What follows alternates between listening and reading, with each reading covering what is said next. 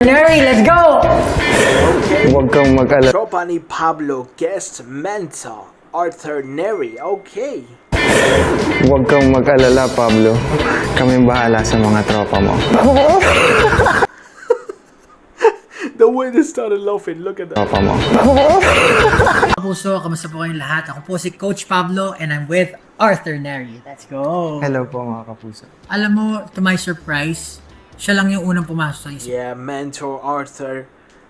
And Well, syempre, SB19 kasi araw-araw ko naman kasama yun. Pero si Arthur Neri talaga yung isa sa mga artist na nilulook up ko. And ito, for real to, walang halong biro kasama sa playlist ko talaga pinapakinggan. Kasi iba yung dala na yo, love this kind of like collaboration, you know.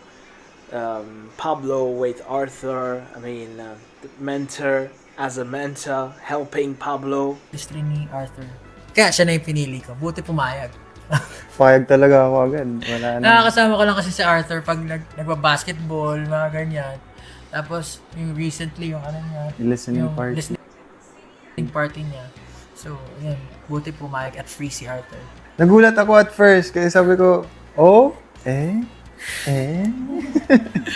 Nung una, hineads up ako ni Coach Pablo na, hindi lang to mga bata. Sobrang gagaling na to mga to. So, ako naman parang, okay. Kailangan kong mag-focus na magaling to sila.